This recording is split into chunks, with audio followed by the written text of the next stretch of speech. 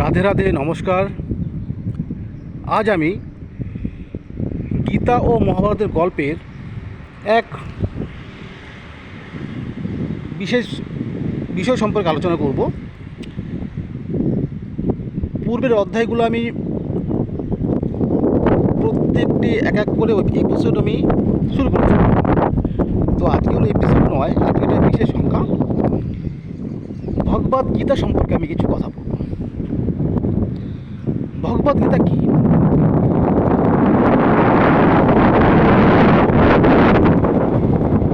কুরুক্ষেত্রের যুদ্ধের সময় কৌরব এবং পাণ্ডবদের মধ্যে যে যুদ্ধটা হয়েছিল, সেই যুদ্ধের অর্জুন এবং ভগবান শ্রীকৃষ্ণের যে কথোপকথন,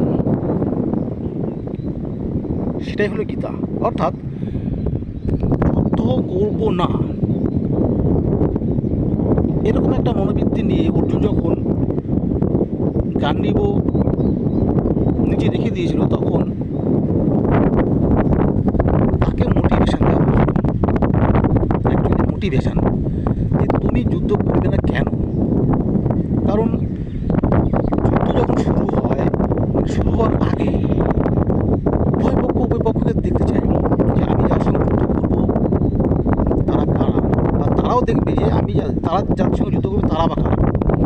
তো যখন যুদ্ধের প্রস্তুতিটা শুরু হয়, তার আগে সমস্ত উভয় পক্ষের সেনাপ্রধান তারা পরিচয় করিয়ে দেয় যে ওপারে যারা আছে তারা কৌরব, আর আমরা এপারে যারা আছি পাণ্ডব। তো সেই সময় অর্জুন ভগবান শ্রীকৃষ্ণকে বলেছিল যে আমার রথটা, কারণ অর্জুনের রথের সারথি ছিল ভগবান শ্রীকৃষ্ণ, তাই সেই রথটাকে ঠিক মাঝামাঝি, উভয় পক্ষের সৈন্যদের মাঝামাঝি নিয়ে যেতে বলেছিলেন। এবং মাঝামাঝি নিয়ে যাওয়ার পরে যখন দেখলো যে যাদের সঙ্গে সে যুদ্ধ করবে তার প্রত্যেকে তার নিকট আত্মীয়, শ্বশুর, কারোর শ্যালক, সমস্ত নিজেদের মধ্যে শ্বশুরবাড়ির মানুষ, আপন নিজের কাকার ছেলে, জ্যাঠার ছেলে ইত্যাদি। তো তখন অর্জুন বলেছিল এই যুদ্ধে জয়লাভ যদিও করি, তাহলে আমি রাজ্যভোগ করবো। এই রাজ্যভোগ লাভ করে আমার কী লাভ?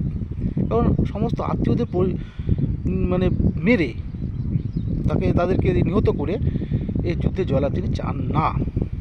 কিন্তু ভগবান শ্রীকৃষ্ণ তিনি তখন অর্জুনকে যেটা বলেছিলেন যে তুমি যুদ্ধ না করলেও তারা কিন্তু মৃত, আমি তাদেরকে পূর্বেই বধ করে দিয়েছি। কারণ তুমি শুধু নিমিত্ত মাত্র, তোমার দ্বারাই হবে, যুদ্ধে তাদের পরাজিত করলে তোমার পাপ হবে না, তাই তুমি যুদ্ধ করো। এই যে মোটিভেশানটা, এই মোটিভেশানের যে অধ্যায়গুলো, টোটাল 18টা অধ্যায়, সেই মোটিভেশন করতেই তাকে 18টা অধ্যায় বলতে হয়েছিল। এটাই গীতা।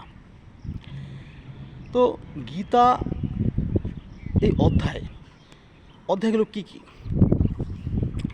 এই অধ্যায়গুলো হচ্ছে অর্জুন বিষাদ যোগ, সাংখ্য যোগ, কর্মযোগ, জ্ঞান কর্ম সন্ন্যাস যোগ, কর্মসন্ন্যাস যোগ, আত্মসংযম যোগ বা ধ্যান যোগ, জ্ঞান বিজ্ঞান যোগ,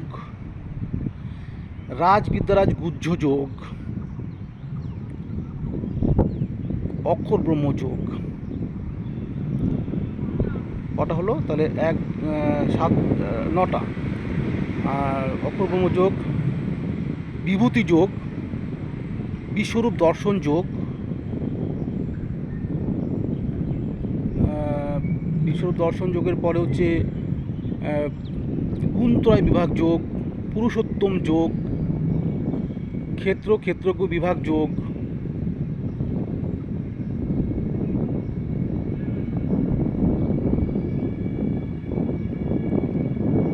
দৈবাস্য সমাধি বিভাগ যোগ, আর হলো শ্রদ্ধাত্রয় বিভাগ যোগ, এবং লাস্টে ভক্তি